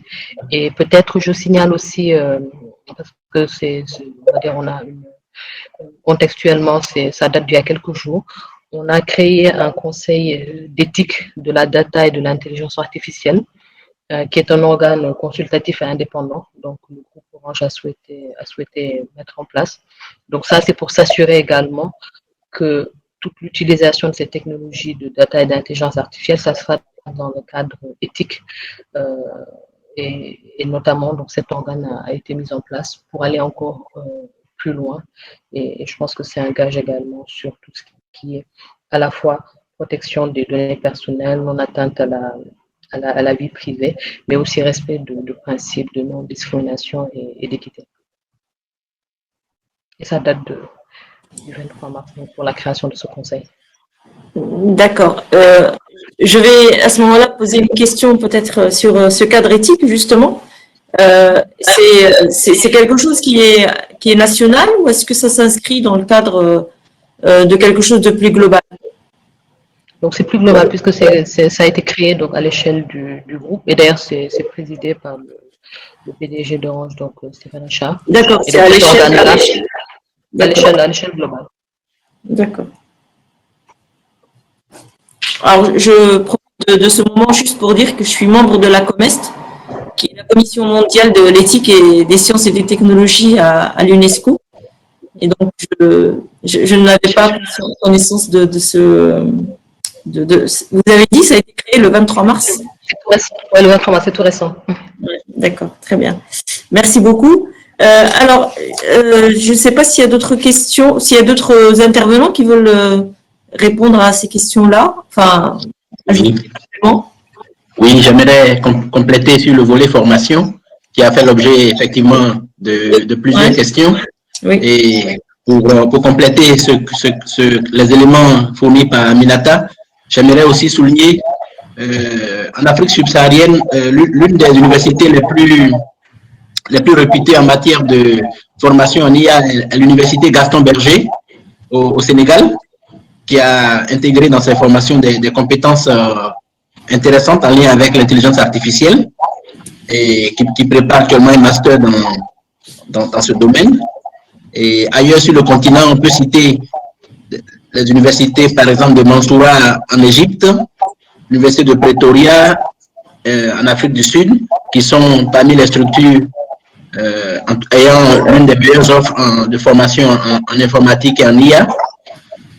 Et on peut aussi citer l'Institut d'intelligence artificielle de Rombila à l'université du Ghana, sans oublier l'université Euromed de Fès au Maroc et l'université Jomo Kenyatta au Kenya, qui sont vraiment parmi les plus réputés du continent. Et bien sûr, sans oublier aussi le master de l'Institut africain des sciences mathématiques, qui est aussi très en pointe dans ces domaines. Alors, vous avez aussi posé une question relative à la protection des données personnelles. Et là, il faut souligner que les pays africains ont fait depuis quelques années un grand effort pour se doter de lois en la matière. On peut actuellement mentionner que 27 pays, une trentaine de pays africains se sont dotés de lois sur la protection des données personnelles, avec l'appui surtout de la CNIL française dans le cadre de l'Association des autorités francophones de protection des données personnelles, qui ont accompagné surtout les pays francophones du continent à se doter de législation en la matière. Mais au-delà de la législation, ce qui est intéressant à souligner, c'est la mise en place d'autorités de protection de données à caractère personnel pour justement appliquer les lois qui ont été votées. Et là, il faut souligner que des pays comme le Burkina Faso ont vraiment une avance remarquable dans le domaine parce que justement, ayant mis en place un certain nombre de contrôles, de structures et même des mécanismes de rappel à l'ordre, de rappel à la loi, des mécanismes même de formation auprès des entreprises, surtout aussi la nomination de personnes aux ressources en charge de la protection des données personnelles dans les entreprises. Donc, il y a un travail vraiment concret que des pays comme le Burkina Faso ont mis en place, le Sénégal aussi, qui est même en train de réviser sa loi en matière de protection des données personnelles. Il faut souligner que tout ce travail aussi a été quelque part encouragé par ce qu'on a appelé la déclaration de Malabo sur la cybersécurité et puis la protection des données, sans oublier aussi les mécanismes au niveau régional, au niveau de la CEDEAO. Donc, il y a vraiment tout un travail qui se met en place sur le continent pour favoriser la protection des données personnelles et qui nécessite justement une appropriation locale et surtout que les moyens soient mis en place pour justement mettre en vigueur, par exemple, la Convention de l'Union africaine sur la cybersécurité et la protection des données personnelles, dont je parlais tout à l'heure, qui a été adoptée depuis 2014 à Malabo, mais qui tarde toujours à entrer pleinement en vigueur parce qu'il faut un certain nombre de pays qui puissent le ratifier. Donc là, il y a, je crois que au point où nous en sommes de ce débat aussi, c'est la question de la responsabilité politique, la question de la volonté politique qui existe certes dans plusieurs pays, mais qui aurait besoin d'un effort un peu plus au niveau continental ou au niveau sous-régional en termes vraiment de concertation et surtout de coopération internationale. C'est un peu ce que nous pourrions dire à ce niveau de la discussion. Merci. Merci à vous. Effectivement, au Maroc aussi, il y a un certain nombre d'initiatives. Il y a beaucoup d'universités où il y a des formations d'intelligence artificielle, mais je ne suis pas là pour faire la promotion des formations marocaines, mais sachez que l'Université Mohamed VI Polytechnique est une très belle destination, hein, elle a un fort ancrage en Afrique et il y a beaucoup de formations ouvertes aux différents pays africains. Pour ce qui est de la protection des données à caractère personnel aussi, il y a un certain nombre de choses au Maroc et il y a aussi un réseau africain des différentes autorités qui se réunit régulièrement et qui étudie ces questions-là. Vu l'heure qu'il est, je pense qu'il est temps que je passe la parole à Mohamedou, peut-être qui n'a pas pu être avec nous au début. Mohamedou, vous êtes là? Oui, je suis là mal. Voilà, bonjour. Donc bonjour, je te passe la parole et voilà. Merci beaucoup Amal et bravo à nos panélistes et pour la qualité des interventions. Je suis très content d'avoir pu susciter ce débat-là qui est passionnant et qui est le premier panel de CIO Mag consacré à ces trois sujets, donc l'intelligence artificielle, la cybersécurité et le télétravail, donc qui sont donc un triptyque qui a marqué l'année 2020 et qui va continuer à marquer l'année 2021. Et à travers donc les différentes interventions, nous avons retenu un certain nombre de choses qui font que l'intelligence artificielle va continuer à impacter le continent.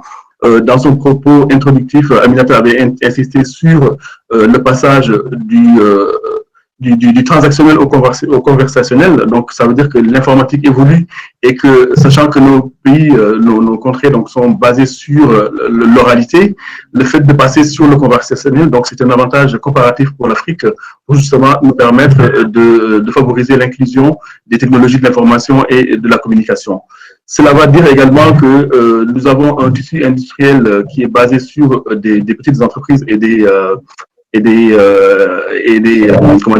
l'informel, comme l'a dit notre ami Alpha Barry, qu'il va falloir aller vers des services mutualisés en mode cloud pour permettre donc de généraliser ces luttes contre la cybersécurité. On a vu également les avancées réalisées par le Bénin, qui sont très en pointe sur ces sujets-là, que Serge Adjovi nous a présenté avec des textes réglementaires et une volonté du gouvernement d'aller de l'avant par rapport à cela.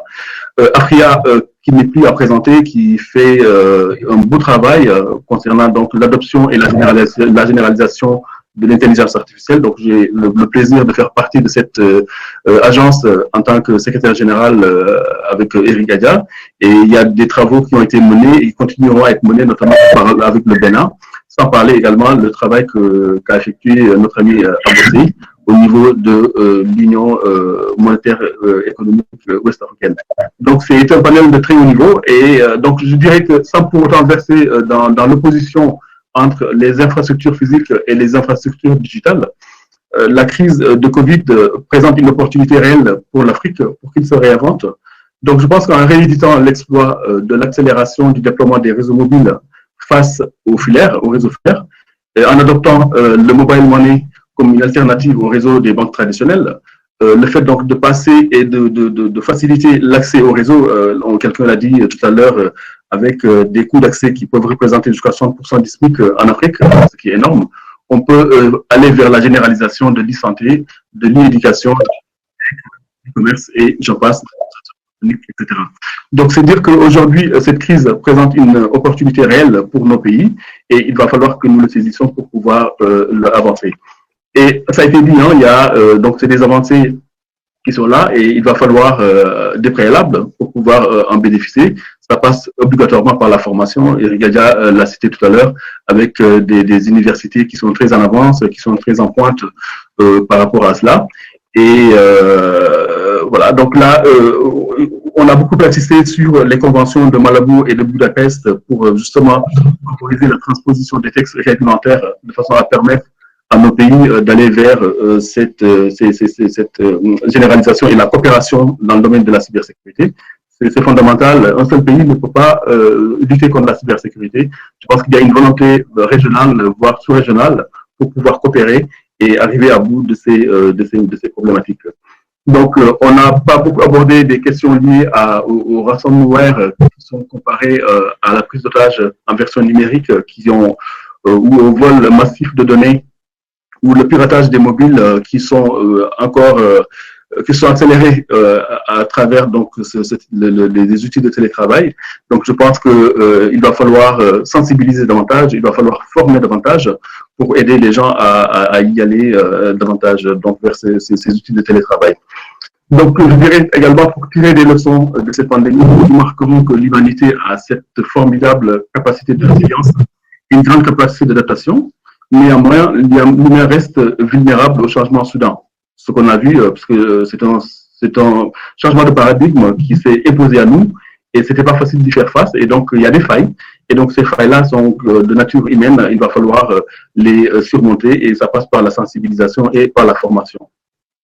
Donc, pour les anticiper, vraiment, il faut un travail de sensibilisation très important, comme on le fait aujourd'hui.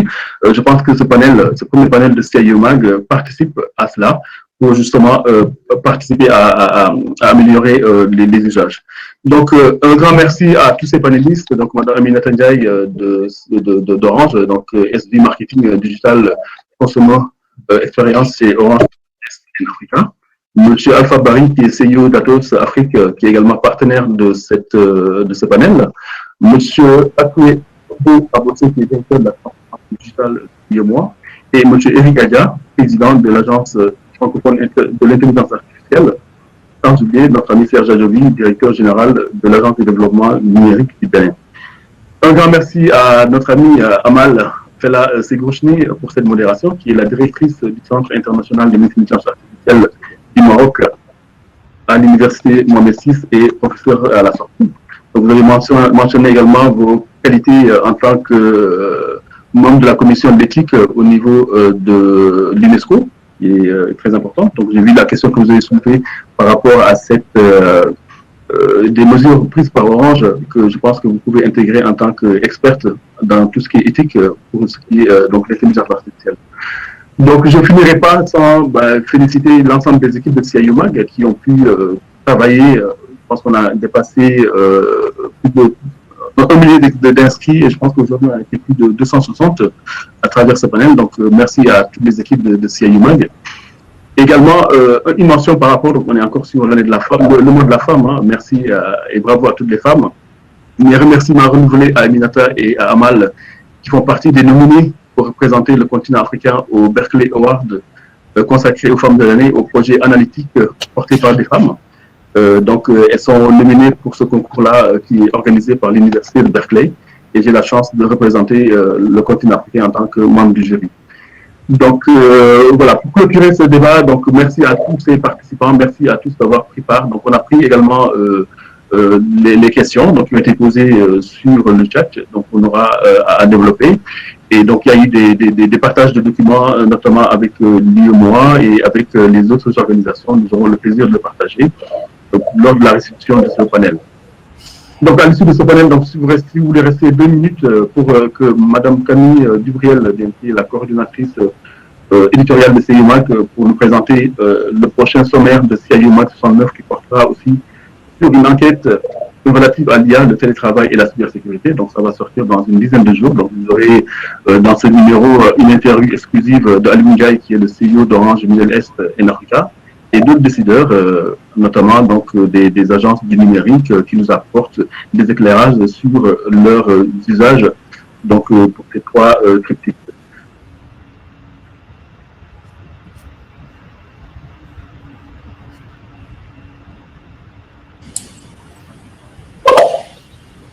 Merci beaucoup, Mamadou. On va passer la parole donc à Camille.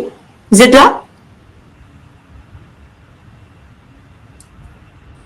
Pardon, excusez-moi, j'avais un petit souci de micro que je n'arrivais pas à réactiver. Merci Amal, merci Mohamedou. Donc, comme le disait Mohamedou, notre numéro 69 qui va sortir en fin de semaine prochaine sera tout à fait dans la continuité de cette conférence puisqu'il va concerner donc la cybersécurité et le télétravail. On l'a intitulé les risques augmentés avec un point d'interrogation parce que voilà, c'est justement l'objectif de ce dossier de répondre à cette question. Est-ce que les risques augmentent en termes de cybermenaces avec ce passage massif au télétravail? On y a déjà pas mal répondu dans ce panel, mais le magazine apportera encore d'autres éléments de réponse. Donc, c'est un dossier qui sera évidemment très riche. Il sera rempli d'enquêtes, de reportages, d'interviews exclusives. Pour vous donner un petit peu envie, on aura par exemple un glossaire des termes de la cybersécurité, tous les derniers chiffres sur les cyberattaques en Afrique et sur le passage au télétravail et le lien entre les deux, évidemment.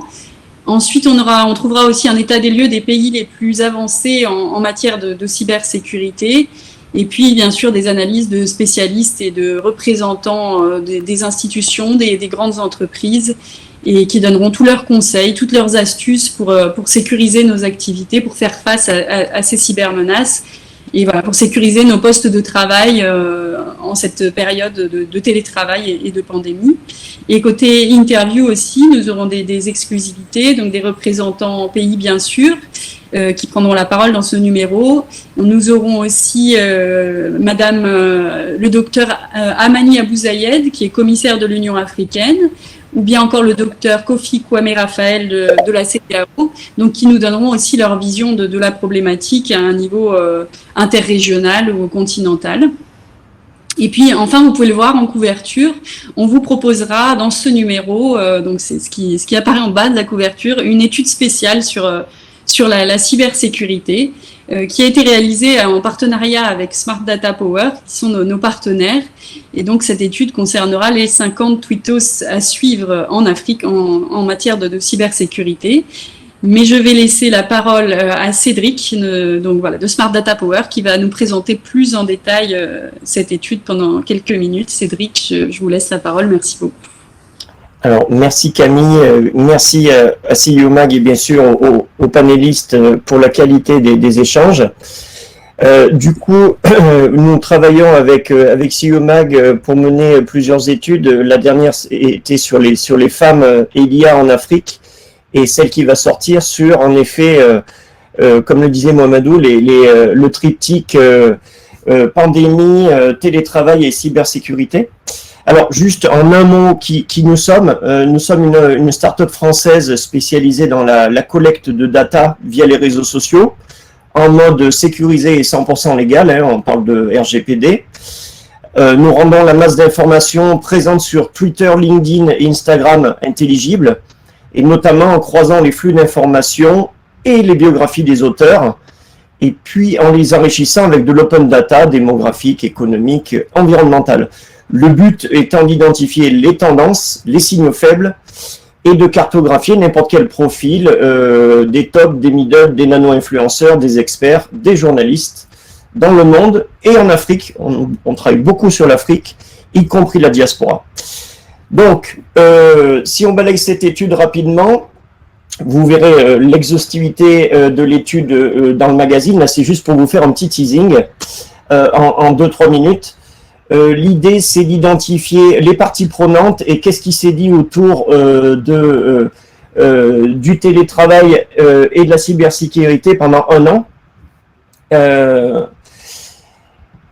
Si je balaye vite certains sujets, la méthodologie qu'on a appliquée, c'est qu'on a analysé, on a acheté donc la data sur une année d'antériorité sur Twitter Afrique, et des gens qui parlaient à la fois de télétravail et de cybersécurité pendant la période avant la pandémie et durant la pandémie. les modalités de classement des personnes cartographiées sont de l'ordre de 5 critères. On a créé un scoring en fait qui permet d'identifier d'abord les gens qui ont une grosse communauté, donc des followers importants, qui ont également une utilisation récente de Twitter, donc tous les moins de 8 jours, qui ont une densité de prise de parole importante, qui ont aussi une croissance d'acquisition de followers et qui ont un bon ratio follower-followings. Alors, vous verrez dans le magazine, je ne rentre pas dans le détail, le top 50 qui sont listés. Juste quelques petits points. Ce qui ressort, c'est que la moitié des tweetos influents sur ces sujets sont basés dans le sud de l'Afrique et majoritairement en Afrique du Sud. Mais on a aussi une surreprésentation des Nigérians et des Kenyans. En termes de typologie de tweetos, ce qui est très intéressant de voir dans cette analyse annuelle, c'est que bien évidemment l'Afrique et les Africains sont très au fait sur la R&D, sur l'IA, la cybersec, etc. Mais malgré tout, et c'est très positif, on est sur du concret puisque ce sont les entreprises qui parlent des actions qu'elles ont menées ou qu'elles vont mener. Et on a bien sûr les chefs d'entreprise qui prennent la parole, mais dans les personnes physiques, on a les consultants, les stratèges sur le digital et aussi, bonne nouvelle, on a les étudiants qui se mobilisent et qui s'intéressent beaucoup sur ces sujets de cyber. Alors pour aller plus loin, 2-3 éléments.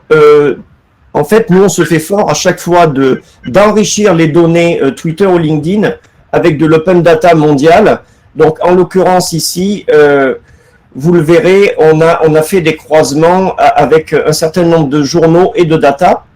Donc ici, vous avez la période analysée, donc du 8 mars 2020 au 8 mars 2021, avec des classements de hashtags, mais je fais le teasing, on verra ça plus tard dans le magazine. Juste quelques éléments sur lesquels nos data analystes ont fait une prise de hauteur. Quand on a parlé de cybersécurité en lien avec le télétravail et le confinement, systématiquement est arrivé un constat, c'est de signaler qu'il y avait des dangers dans le télétravail. D'abord, une augmentation des menaces qui a été constatée et des entreprises peut-être insuffisamment préparées. On a identifié aussi des conséquences, notamment toutes les problématiques autour de la cybergouvernance, et des résultats sur le potentiel en fait de marché exploité, où on voit que Twitter s'est emparé de beaucoup de partage de conseils et de bonnes pratiques, des offres qui commencent à se structurer et qui ont une crédibilité largement suffisante pour emporter l'adhésion, et de nombreux chefs d'entreprise et parties prenantes qui se posent des questions et qui veulent enrichir leurs connaissances. Quand on croise avec l'open data, on s'aperçoit qu'il y a une corrélation entre les pays qui ont beaucoup pris la parole sur ce sujet et les pays qui ont été touchés en 2020 par les attaques cyber sur des téléphones mobiles ou bien des attaques de logiciels malveillants dans leur structure informatique. Donc finalement, la corrélation est assez réconfortante dans le sens où on voit que les pays ciblés le savent et se mobilisent sur ces sujets. Et dernier élément pour conclure sur ce petit extrait de l'étude, là aussi, quand on compare les gens qui ont pris la parole sur Twitter avec des open data sur notamment les index d'exposition à la cybersécurité, on voit que ce sont les mêmes pays qui sont concernés et il y a une corrélation évidente aussi avec le taux de pénétration Internet dans ces pays. Voilà, donc je vous laisserai le soin avec grand plaisir de consulter tous les éléments de l'étude ainsi que les autres interviews d'experts et parties prenantes dans le prochain magazine. Merci à toutes et tous. Très bien, très bien. Merci beaucoup. La parole, Amal. pour conclure ce panel en tant que modératrice. Merci. Je vais renouveler, si tu permets juste, je vais renouveler mes remerciements à l'ensemble des panélistes, à toi aussi d'avoir modéré ce beau panel. On a d'ores et déjà reçu pas mal de remerciements et de félicitations de la part des panélistes, et c'est pour vous en tant que panélistes. Également à notre partenaire arabe, M. Farid Arabe, qui a une start-up basée en France, qui nous a fourni cette solution. Il était aux commandes, donc ce qui nous a permis d'avoir cette fluidité dans les échanges. Ça paraît naturel, mais derrière toute cette plateforme, donc il y a une personne qui fait un travail formidable et qui nous a permis de pouvoir échanger et de fluidifier nos échanges. Encore bravo et merci à notre ami et partenaire Farid Arabe. Merci à tous et je repasse la parole à Amal Seghrochni pour conclure. Le micro. Le micro. Oui, c'est bon? Oui. Oui, en fait, je voulais aussi vous remercier de m'avoir invité à la modération de ce panel. J'ai l'habitude de participer au panel, mais c'est la première fois que je modère un, donc j'espère avoir été à la hauteur des attentes des uns et des autres. Je vous remercie aussi pour les différentes réponses. Je pense qu'on a eu un débat très franc et sincère et surtout très riche en termes d'informations. Je pense que c'est quelque chose à refaire et à son modération. Et moi, si j'ai quelque chose que je retiens de tout cela, c'est que il y a vraiment besoin de travailler main dans la main au niveau des pays africains pour trouver des solutions résilientes, parce que je pense que les solutions, elles ne sont pas locales, elles doivent être globales et collaboratives. Voilà, donc je remercie tout le monde et je vous dis à très bientôt.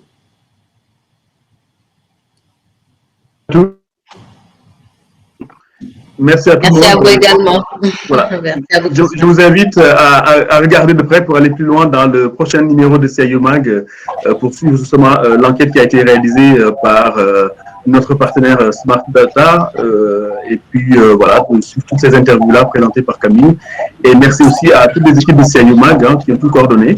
Ils ont fait un travail formidable de coordination pour arriver là. Donc, je ne peux pas citer les citer nommément, mais ils se connaissent. Ils sont avec nous. Bravo à tous et à très bientôt. Au revoir. Merci, au revoir.